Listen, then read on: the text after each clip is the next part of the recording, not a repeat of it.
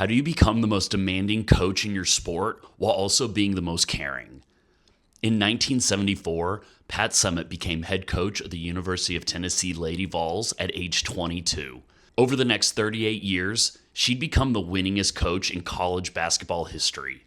1,098 wins, 8 national championships, while maintaining a 100% graduation rate for players who completed their eligibility. But here's what makes this remarkable for business leaders. Summitt didn't balance accountability and care, she integrated them. She created a system, what she called the definite dozen, 12 non-negotiable standards that she applied equally to everyone, from stars to bench players. Welcome to the highest level.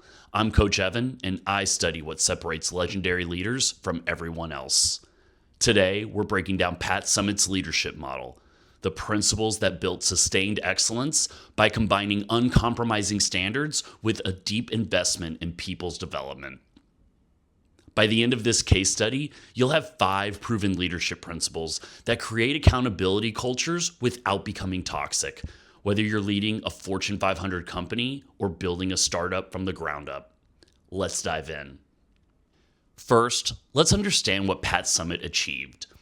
1,098 career wins, more than any coach in Division I college basketball history, men's or women's. 8 national championships, 16 Final Four appearances. But here's the stat that reveals her true leadership. 100% of her players who completed their eligibility graduated from college. When Summitt took over Tennessee in 1974, she inherited a program with no scholarships, no budget, and no respect. She drove the team van to road games. She washed the uniforms. She did everything herself. Here's what makes this relevant for business leaders. Summitt faced the exact challenge every leader faces. How do you create a culture where everyone knows exactly what's expected, where standards are clear and consistently applied, and where accountability and care work together instead of against each other? Most leaders struggle with this. Standards are vague, enforcement is inconsistent, top performers get special treatment, and people confuse being nice with being caring. Summitt created something different. She developed what she called the definite dozen, 12 explicit, non-negotiable standards that defined her culture. Then she applied them universally, without exception, while genuinely caring about each person's complete development. This isn't just about sports. This is about creating organizational clarity, enforcing standards without favoritism, and building cultures where people know they're genuinely cared for, even when being held accountable. Summitt mastered this through an integrated leadership system that we can break down into 5 core leadership principles. The Pat Summitt leadership model. Principle 1. Accountability through care. Pat Summitt's foundational principle is this: if you genuinely care about someone's development, you must hold them accountable. Avoiding difficult conversations isn't kindness, it's a failure of care. Here's how she explained it. She said, if you love kids enough, you're going to discipline them. I can't imagine not disciplining kids. It would be then that I didn't care. Most leaders see accountability and care as opposites. You think that you can be tough and demanding, or you can be supportive and caring. You can hold people to high standards, or you can make them feel valued. Summitt proved that this is a false choice. The most demanding coach in women's basketball was also the most caring. Here's the story that shows this in action. When Carol Lawson arrived at Tennessee as a point guard, she was naturally talented, but weak in communication skills. Most coaches would have worked around this weakness because she was performing well on the court. Summitt did the opposite. She forced Lawson to attend press conferences. She made her speak publicly despite the discomfort. She gave her opportunities to practice communication in front of groups.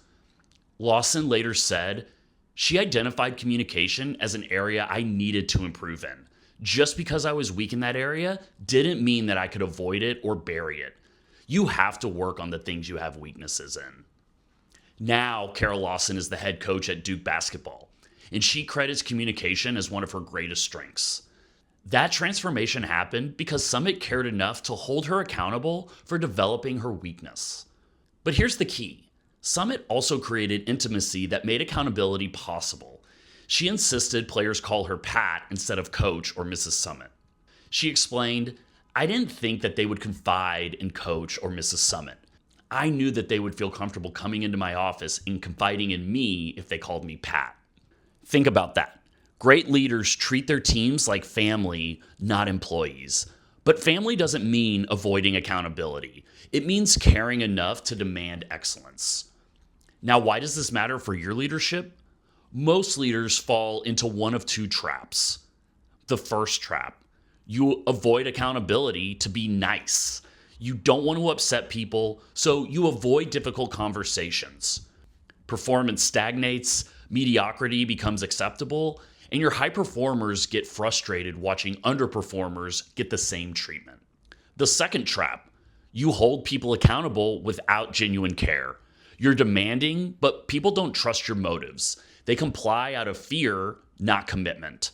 And the moment they have the option to leave, they do. Summitt proved there's a third path, high accountability and high care working together. She was more demanding than any coach in women's basketball, and she cared more deeply about her players' complete development than anyone else.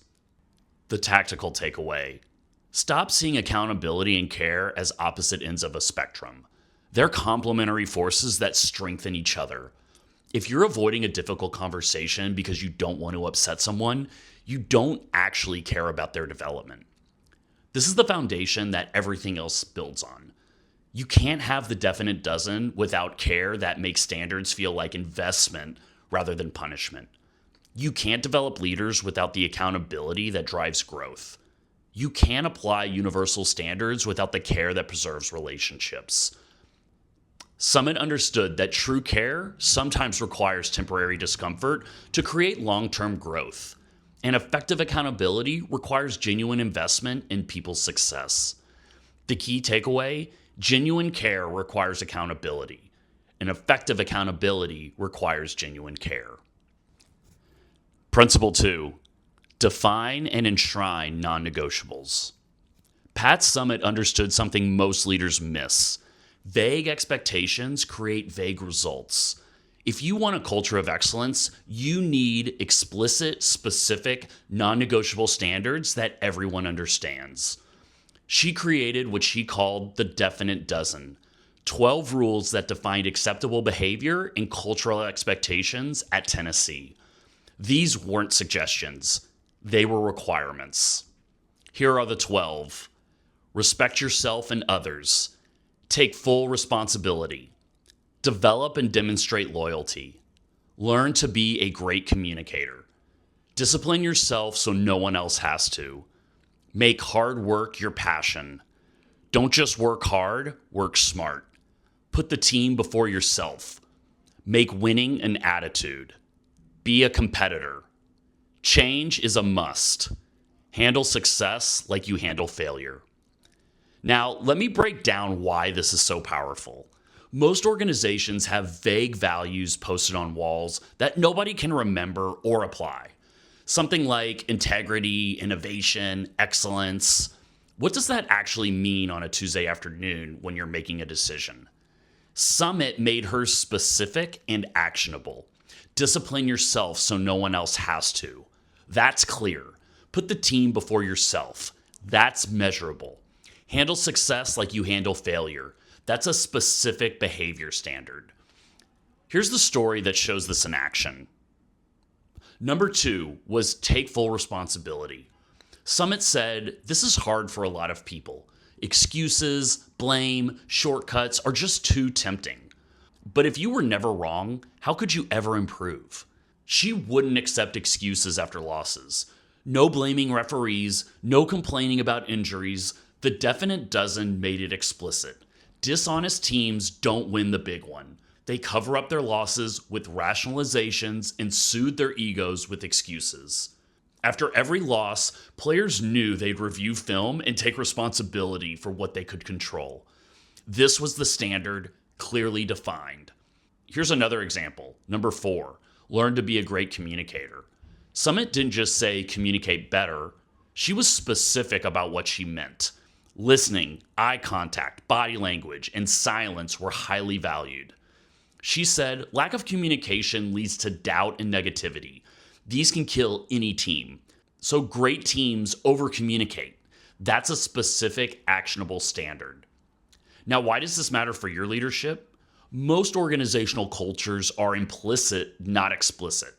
People have to guess at what's really valued. Standards are inconsistent. And when standards are vague, enforcement becomes arbitrary. The tactical takeaway. Create your own definite dozen. Or maybe it's 5 core non-negotiables or 7 or whatever works for your context, but make them specific, memorable, and actionable. Then enshrine them. Put them everywhere. Reference them constantly. Make them the language of your culture. When someone violates the standard, you don't have to make it personal, you just reference the standard. That's much more powerful than vague criticism. The standard is clear. The violation is clear. The path forward is clear. This is what I see in championship organizations. Explicit, specific standards that everyone can articulate. Not vague values, but concrete behavioral expectations. Summitt understood that clarity creates consistency, and consistency creates culture. The definite dozen was her systematic framework for building and maintaining excellence. The key takeaway: create explicit, specific, non-negotiable standards that everyone can articulate. Principle 3. Develop leaders, not just performers. Pat Summitt's most powerful principle was this. Your job isn't extracting maximum performance from people. It's developing capable human beings who succeed in all areas of life. Here's the stat that proves this. 100% of players who completed their eligibility at Tennessee graduated from college. Not 95%, not 99%, 100%. Think about what this means. Summitt could have focused solely on basketball performance. She could have let academics slide if it meant winning more games. But she understood something deeper. Sustainable excellence requires holistic development. She said, quote, "More than winning, I believe it is our job as coaches to develop our players into responsible leaders. Sure, we teach them how to be better athletes. I want the young women who come through this program to be better people and better leaders by the time they leave." This ties directly back to the definite dozen. Look at the standards she set. Respect yourself and others. Take responsibility. Be a great communicator. Discipline yourself.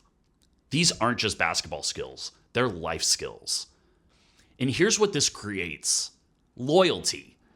When you genuinely invest in someone's complete development, not just the parts that benefit you, they become deeply committed to the organization. But here's another dimension to this. Summitt believes strongly in developing leaders within the team, not just following one leader at the top. Number 8 of the definite dozen was put the team before yourself. She said true selflessness often had to be taught. Role players were especially critical to success. In group success, there is individual success. She developed players to understand their roles and lead within those roles. Not everyone could be a star, but everyone could be a leader in their area of responsibility. Now, why does this matter for your leadership? Most organizations extract performance from people rather than developing them holistically. You focus on the skills that drive immediate business results and ignore everything else. The tactical takeaway. Identify areas where your team members need to grow as people, not just as employees. Then invest in their development, even when it doesn't immediately impact job performance. And here's the business reality. Those 100% graduation rates, they become a recruiting advantage. Parents wanted their daughters playing for someone who cared about their education as much as basketball. Holistic development wasn't just the right thing to do, it created a competitive advantage. This is what I see in organizations that have exceptional retention and loyalty. Leaders who genuinely invest in the whole person development. Summitt understood that when people know you care about their success beyond what they can do for you, they give you everything they have. The key takeaway: invest in whole person development. It creates loyalty and sustainable excellence. Principle 4, Universal standards? No sacred cows. Pat Summitt understood something that most leaders struggle with. Standards mean nothing if they're not applied equally. The moment you make exceptions for stars or favorites, you destroy the culture you're trying to build. Here's her philosophy. Quote, people who do not respect those around them will not make good team members and probably lack the self-esteem themselves. Not everyone deserves success. Think about that last line. Not everyone deserves success. Summitt was candid that success is reserved for those who positively impact those around them. And that standard applied to everyone, regardless of talent or status. This is where the definite dozen becomes powerful. Number 1 was respect yourself and others. That wasn't negotiable for anyone. Stars, bench players, All-Americans, everyone had to meet the same behavioral standards. Here's how this played out in practice. Summitt would bench star players for violating standards. Not just poor basketball performance, but for attitude issues, lack of effort in practice, or disrespecting teammates. Players accepted tough coaching because they knew Summitt genuinely cared about everyone's development, not just extracting performance from stars. Now, why does this matter for your leadership? Most leaders struggle to hold top performers accountable. They make exceptions because they're afraid of losing their stars. They apply standards inconsistently based on who's involved. Trust erodes and the culture deteriorates. The tactical takeaway. Build transparent performance systems where standards are visible and consistently applied. Create scorecards, dashboards, one-on-one review processes that make it obvious whether someone is meeting standards. This isn't about being harsh, it's about being fair. Summitt understood that people respect leaders who enforce standards universally. They lose respect for leaders who play favorites. Here's the business application. If someone is a top performer but violates your core values or behavioral standards, you have to address it. No exceptions. The moment you protect someone because they're too valuable, you tell everyone else that standards don't actually matter. This is what you see in championship organizations. Leaders who have the courage to hold everyone accountable, including the stars. They understand that one person getting special treatment destroys more value than that person creates. The key takeaway? Standards mean nothing if not applied equally to everyone. Principle 5. Competitive spirit beats natural talent. Pat Summitt's final core principle is this. Talent determines your ceiling, but competitiveness determines whether you reach it. Elite performers embrace what others avoid. She said, you can't always be the most talented person in the room, but you can be the most competitive. This was number 10 of the definite dozen. Be a competitor. Summitt said competition isn't social. To her, competitive instincts were survival instincts. They needed to be honed. And here's what she meant. The scoreboard matters, and while you can't always be the most talented person in the room, you can be the most competitive. There is always someone better than you. That's when being a competitor can make a difference in your fortunes. But here's where Summitt was different from most coaches. She connected competitiveness to work ethic, not just game performance. Number 6 of her definite dozen was make hard work your passion. Summitt said, many have the skills, but few have the commitment. The truly elite embrace the monotony of the grind, knowing it's essential for success. They play the inner scoreboard. Think about that phrase, embrace the monotony. Most talented people want to do the exciting parts. They want to play the games, not practice the fundamentals. They want the recognition, not the repetition. Summitt looked for players who understood that elite performance requires embracing what others find boring. The willingness to do the same drill for the 100th time. The commitment to fundamentals when no one's watching. Here's her most powerful quote on this. Anyone can be average. What separates people? People that are willing to work every day. People that are willing to do the things that aren't fun. People that are willing to look at their weakness, then commit to a way to make their weaknesses strengths. This ties directly back to taking responsibility, number 2 of the definite dozen. Competitors don't make excuses. They look at what went wrong and they figure out how to get better. The tactical takeaway: create hiring and promotion systems that evaluate competitiveness, work ethic, and willingness to embrace monotony. These predict long-term success better than pure talent. Look for people who are willing to work on their weaknesses. Look for people who embrace repetition. Look for people who compete with themselves, not just others. Those are the people that reach their ceiling, regardless of what their ceiling is. This is what I see in championship organizations. Leaders who understand that competitive spirit can be identified and developed. Summitt proved that you can teach someone how to be more competitive by creating environments where effort is valued above talent. And when you combine this with the previous principles, you create cultures where competitiveness becomes the norm, not the exception. The key takeaway: hire for competitiveness and work ethic over pure talent. Now here's how all these principles work together in practice. Look at Pat Summitt's 38-year tenure at Tennessee. This is accountability through care leadership, creating sustained excellence through systematic integration.